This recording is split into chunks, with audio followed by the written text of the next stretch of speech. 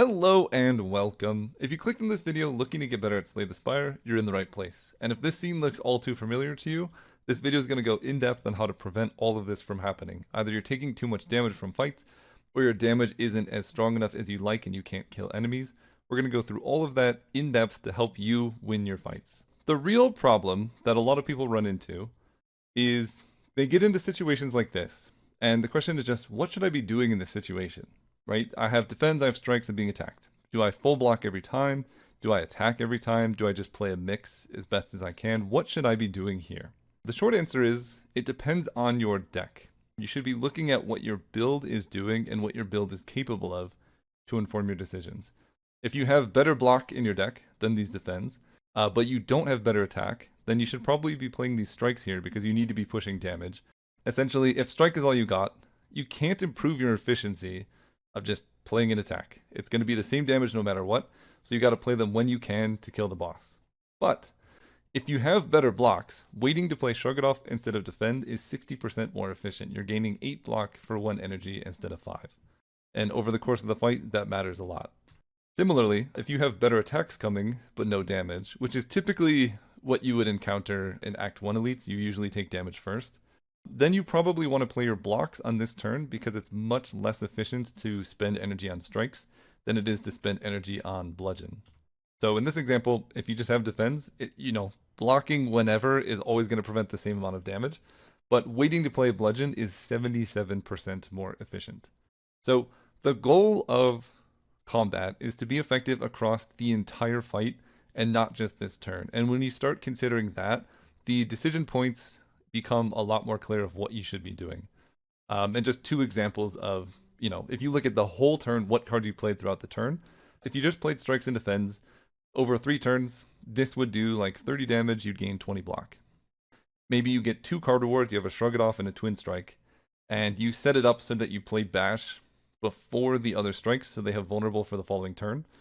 With a very small change, you can almost double your damage output. You don't need that many cards. Shrug It Off, if this was a defend, it'd be 15 block. Twin Strike would make this like 45 damage, but you can still get like a 50% or 100% damage boost just on how you sequence your cards.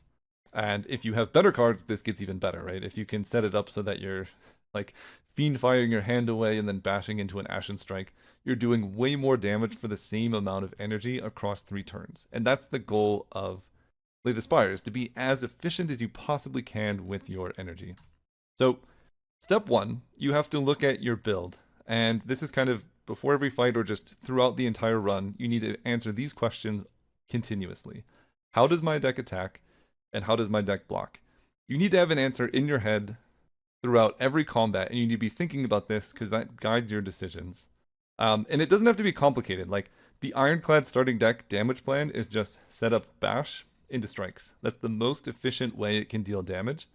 And so at the beginning of the fight, at the beginning of the run, that is your damage plan.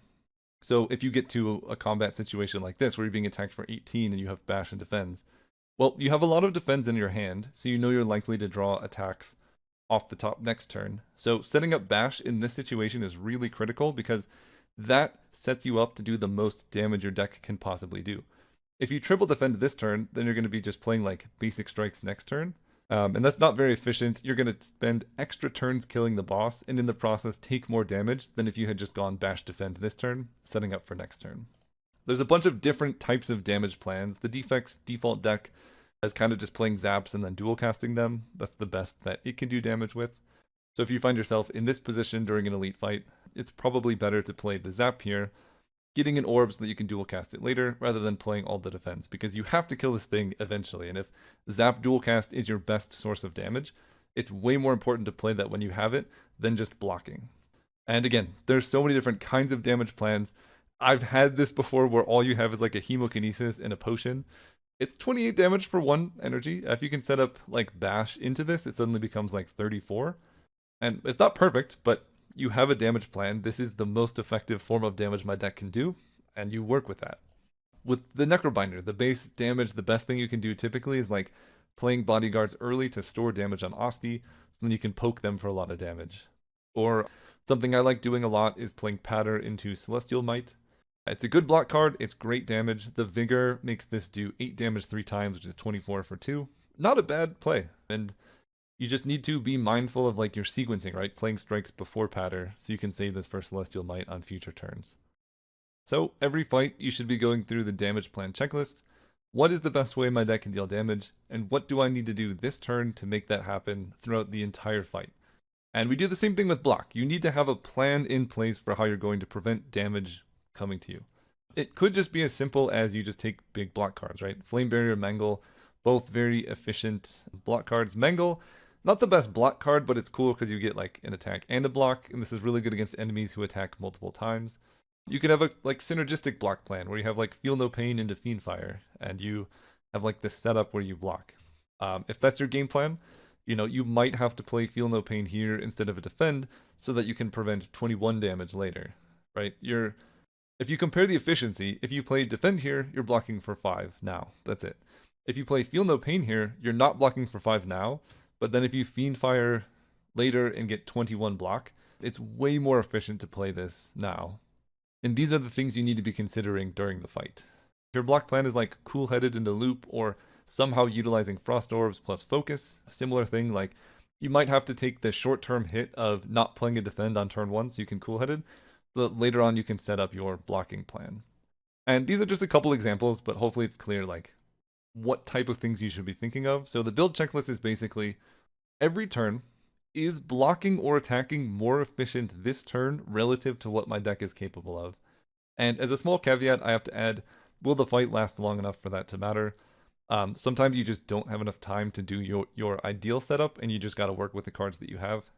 But I think that judgment call comes with experience. So this video is more just about getting you thinking about your game plan and how to execute it. And we're going to jump into some in-game fights so I can show you more in-depth what I'm talking about. I took a very early elite. You can see we got like 3 combats, an event, and a fire before this guy. And this deck's very interesting because it's very defensive. I have like upgraded Shadow Shield, upgraded Zap. So what is our damage plan? Well, our damage plan is twofold. First, just accumulating lightning orbs. That's why we upgraded Zap with Focus Strike. Our second damage plan, because we have dark orbs, could be growing a large dark orb and then hitting it with a dual cast. So this is a bit of an interesting situation. We have some good defend coming up, like Shadow Shield and Leap are both better defend cards than these, but we also have better damage coming up with like Zap and Focused Strike. So now we need to think about, what does this fight look like? Does playing these strikes actually decrease the total duration of the fight? I don't think that it does. We're not going to be able to burst this guy down with a deck that looks like this, right? We're realistically, we're killing with a Dark Orb, so we're going to play Shadow Shield, play Zap a couple times, move it around, and then eventually dual cast it. So we need to survive as long as possible. So I want to play Defend, Defend. Even though dual cast is more damage for us, we actually want orbs in our slots so we can do damage passively over the course of the fight. So I'm actually going to play Strike here.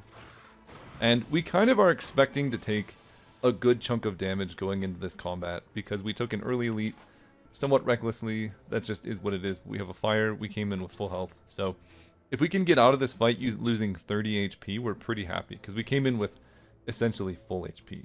So now we have 9 block. So we'll start there. Sadly, Shadow Shield is on the bottom, so we're not going to be able to redraw it very much, but we can Focus Strike for a little bit of damage. And again, I don't think the strike is going to matter. I'm going to full block this, but I take less damage than needed. Now they're attacking for 19. Again, playing defensively. I can full block all of this. Our Lightning Orbs are doing passive damage. But here's where it gets awkward, right? We are taking a big chunk. Dual cast on top. So if I redraw a way to move this, we could be okay here. Let's prevent as much as possible. We take 13 here. And I draw the Zap. So this is how we execute our plan. Our damage is dual casting a Dark Orb. So we go Zap into dual cast. And we kill. Hopefully that was very indicative. Like, our deck didn't have a very good... it's not the best build. But we had a damage plan, which is make a Dark Orb and dual cast it. and you just play to that out. You block until you get to that point. You know, if we had played strikes instead of defense early, it wouldn't have really changed the outcome because the dual casting Dark Orb was so much damage that we would have just taken damage that we didn't need to earlier on. Okay, so I'm here with another example on the Ironclad. I took a very irresponsible route to demonstrate. I got 2 combats, 2 shops, and an elite. So we have very little setup here. But if we look at our deck, we can still form a damage plan. Because we have Battle Trance, Bloodletting, 2 0-cost attacks, and a Bash, and a Headbutt. So really our game plan is built around playing Battle Trance, drawing into our zeros, and hopefully using Bash to set up Vulnerable so we can do that. We can also make a lot of Angers so that hopefully we can draw into a lot of them and maybe counteract some of these infested things. So our block plan, we really don't have one besides defense. But our goal is basically to find Battle Trance, draw a lot of zeros, and just play the zeros a lot. So let's start with Headbutt. I don't think I want to Headbutt a Strike back on top because Strike is not our most efficient form of damage. So let's just push damage while we can. We're going to get infested. But now we draw the Battle Trance. And I will play that. So we have Bash and Bolus on top, unfortunately. So it's actually much more efficient to block this turn than anything. But I think we can actually do both because we have Bloodletting. But if we didn't have Bloodletting, Strike is just so much less efficient than playing like Anger or Bash into Anger, that if we didn't have Bloodletting here, I would just triple defend and then Anger, right? I would do this. But because we have Bloodletting, you know, taking 3 damage to do an extra 12 is worth it. So, given that option, we'll play this. So we only take 1 damage here. And I think, honestly, this is going to be a good turn. Because now I get to go Bash into Bolus. We get that back. Anger. And Strike will kill. So now we have to ask a decision. I'll talk about this later in the video, but when you kill this guy, he'll transform. And then you'll get, like, all the little minions will be stunned. So we can kill here. But then next turn we're facing 18. And I think it's actually better to wait and kill him next turn. That way we'll have all of our energy ready to take on all of the little minions. So we're going to do that. We take 3 from this, we get 3 infections. That's fine, because we can guaranteed kill here. We're going to get Bolus back, and now we get this whole turn of extra time to do damage to these guys before they hit us. And we can even, like, Headbutt and Anger back on top of our deck if we want to, which could be really good with Battle Trance. So I think I will actually do that. And this turn I can do 15. And we're going to draw the Bolus. Right? 9 plus 6 is 15. The Bolus only does 3. So I guess I'll go here. So we're going to get this for free. I could put Anger on top. I could also put Bash on top. Bash into Bolus could be a lot of damage as well. With the Bloodletting, that's also a good consideration.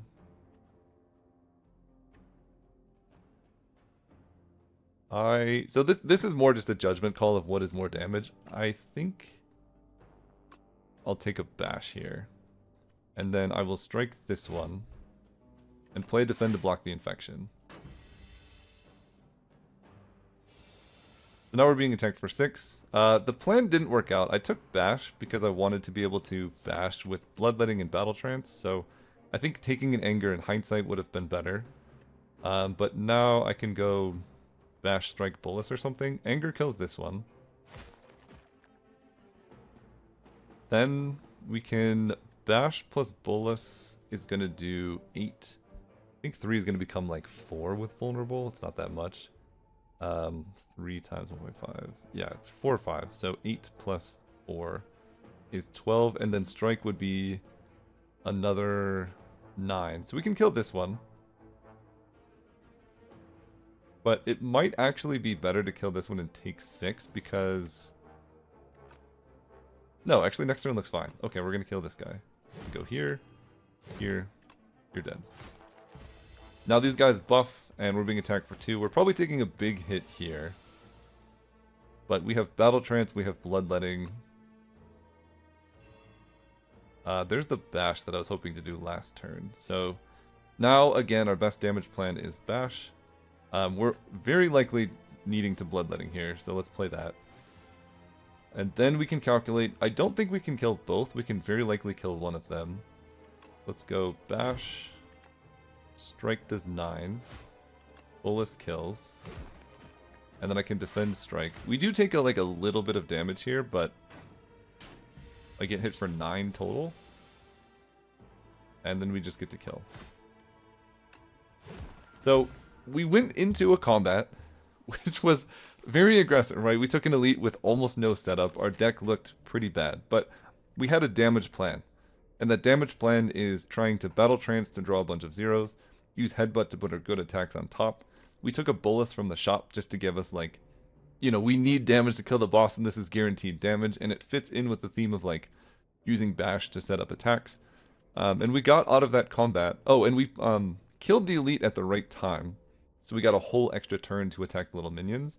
And we got out of that combat taking like 10 damage in total, which I think is quite good given how poorly set up our deck is so far. So now that you've got your plan set up, you have a damage plan, you have a blocking plan, there are cards in most characters' card pools that let you do your plan more often. These act as sort of a multiplicative effect onto your base game plan, like Headbutt, Grave Blast, Well-Laid Plans, and Skim. So just as a quick example, if you take a Headbutt, put Headbutt in your deck, if you can Headbutt a Bludgeon back on top of your deck, you're able to use Bludgeon twice per deck cycle instead of once per deck cycle. So adding a Headbutt to your deck can be almost as much, if not more, total damage than just adding a second copy of Bludgeon, because Headbutt does more damage than a Strike, and then you get to play Bludgeon twice as often. So the purpose of cards like this is to accelerate your already existing game plan, and that's why they're so good, and that's also why they're so challenging for newer players who might not know exactly what they're supposed to be for. Similarly, if your block plan involves playing Define, giving Weak, which is a very good card, Grave Blast can just amplify that. Maybe now you can do this 2 times per deck cycle. Your block plan just got twice as good by taking Grave Blast, which is great. And this scales into the late game really, really well, because like taking a second Defy is cool, but as the game goes on, your block plan is going to scale up, and cards like Grave Blast and Headbutt scale up with your block plan, because now instead of getting Bludgeon back, you're getting back Fiendfire or whatever your key combo card is. So this is kind of a multiplier on your game plan. So these cards are very important to take. And now that we've got the game plan in, that you should have an attack plan, you should have a block plan, and a way to maximize that, we'll get into a fight. And there's really 2 things you need to ask for a fight is, how long is this fight going to last? And what is the mechanics of the fight? That's what you need to consider. And you need to do this before you play any cards. It's really easy to jump in, start playing stuff, and then realize, oh, this guy has some mechanics. So at the beginning of a fight, just ask yourself, is this a long fight or a short fight? And what's the mechanics of the fight? For short fights, you might have to skip the setup cards. The fight might not go long enough for you to enact your full master plan. So you might just have to, you know, play a strike wherever you can to kill them really quickly. It might not be worth playing Devastate, or like some powers might not necessarily be worth it if the fight's long enough. So in these short fights, immediate impact is more important than peak power. It doesn't matter how much damage you could do 3 turns from now. It matters how much damage you can do right now and how much damage you can block right now. So if you're dying in regular combats, I would guess you have too many setup cards. The defect is very common to run into this problem where you just have a bunch of powers. These powers improve your setup potential, your peak power, and that's great. But they don't do anything on turn 1. They don't help you end the quick fight, so you end up taking extra damage every single turn. That accumulates over the course of a run, and you could just be dying because you're taking more damage than you need. So if that's the case, you need to take some cards that provide immediate impact. Hyper Beam's like the best example of that. It just kills everything. Refract as well. You might just need some more block so you can have time to set up. Weaken acts very well as block. Sweeping Beam can hit all enemies. So just look out for that.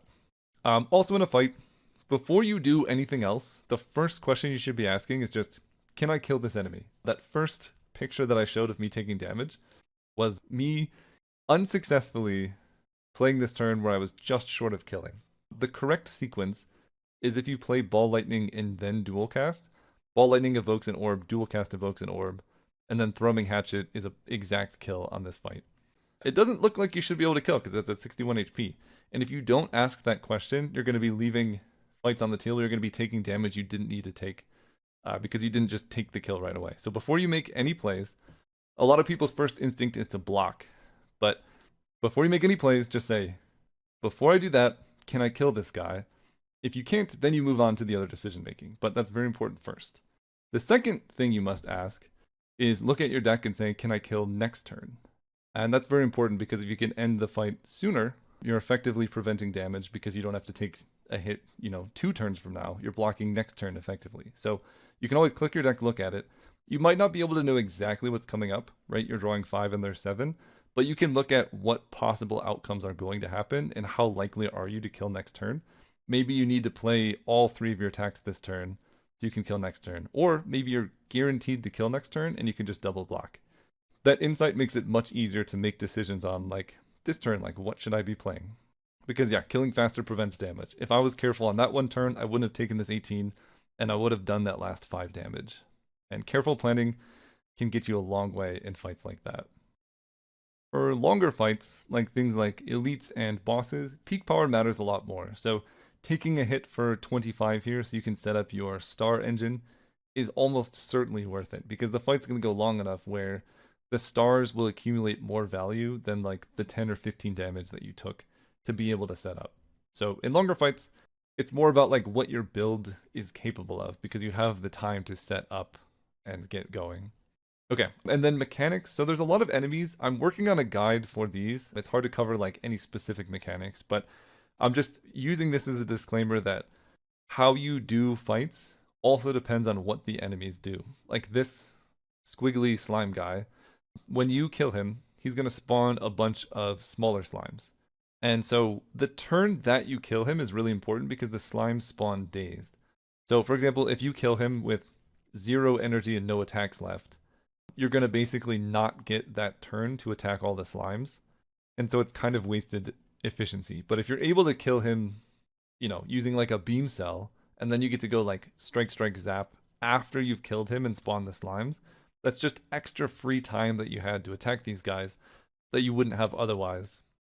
Just by planning out your turn and kind of planning when you want to kill this thing. Because sometimes taking 16 here could be worth it because you're going to take potentially more down the road if you can't kill these guys fast enough. So this is more just a reminder, like, keep in mind the mechanics of the enemies, learn them, try and pay attention to them. I'm working on a guide for the elites specifically, so look out for that. But another, like, this guy staggers at 70. Once he's staggered, he does a charge up and then he does a massive hit. So if you're able to go from 70 to 0 very quickly, you might want to spend a little bit more time above the stagger because he only attacks for like 17. It's not that bad until then. But after that, he hits for like 39. So, maybe blocking a little bit more until that point could be beneficial in this fight. A guide will help this, but just keeping it in mind that, you shouldn't always just be doing as much damage as possible. You should be considering what the fight dictates. So, yeah, basically you want to be asking, when should I kill? Will it stagger? And will it provide any debuffs? Enemy guides will help with this a little bit, but just keep it in mind during the fights. And then lastly, kill priority is another thing people get wrong. Like, it's very daunting just to have multiple enemies and be asked, what should I do here? There's a couple different heuristics you can use.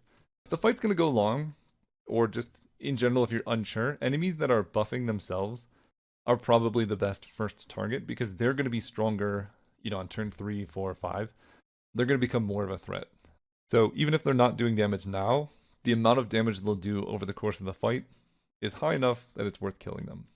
If the fight's ending soon, like if you have crazy damage, maybe just taking out the one that's doing the most damage instead of blocking can be effective so that you can get through the fight, taking as little damage as possible.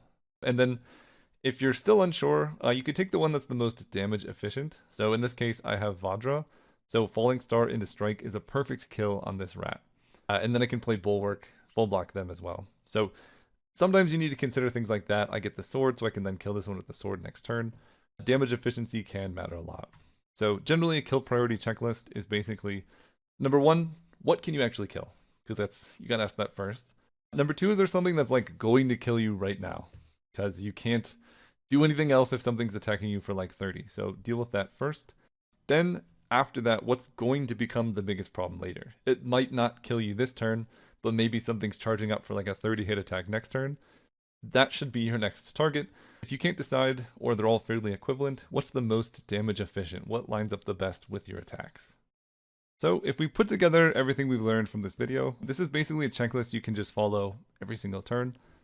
First question, can I kill the enemy that I'm fighting? That's the most important one. If you take nothing else from this video, just ask, can I kill the enemy every single turn? It will help you a lot. Next, can a potion let me kill? Can I end this fight right now, preventing any other issues? If those two don't happen, the third is, can I die? Are they attacking beyond lethal? Do I need to block to survive? If all of those you've passed, then you kind of look at what should I target and what's in my deck, and use those to inform your decision of what am I using this turn for. Is this a turn where I have to push damage? Is this a turn where I have to block? Is this a turn that I have to set up? And you use your block and defend plan to inform this decision of what you're doing for that turn. And if you do this every single turn, you will have much better fights, I promise you, if you get good at practicing these strategies. There is one limiting factor, which is you have to have a good build to be able to push damage and block. And that's a deck building skill that's kind of beyond the scope of this video. But one thing I wanted to talk about is there's a really cool setting where you can just practice really quickly. If you go to Slay the Spire into custom, you can just do draft or sealed deck. And this lets you basically get 10 card rewards and use that as your starting deck. And that's a great way to practice coming up with a plan and executing it without having to, you could just do some runs where you do a draft, run right into an elite and fight it, and just see how strong you are. Take note of how the cards work together, try it again. Maybe over time you get a sense of what cards work together and what cards don't, what makes a good game plan. So this is something I did a lot when I was practicing Slay the Spire a couple years ago. So it's a tool, use it as your disposal. But as always, it's an encouragement. You guys got this. I started so bad at this game about 3 years ago, and now I've put probably 3,000 to 5,000 hours in the game, and I've improved a lot. If I can do it, you definitely can. So best of luck, and let me know in the comments what you thought. If you have any questions about this video or anything you'd like to cover on a separate topic, and I'll do my best to get to it. Hey, and if you like the way I talk about or play card games, you might be interested in the game that I'm working on, which is a single-player deck-building roguelike card game called Azoth. We're still in pre-alpha, but the game is very playable, and we're looking for wishlist and playtesters to help us make the game better. So if you're interested in that at all, go check out the links in the description and check it out.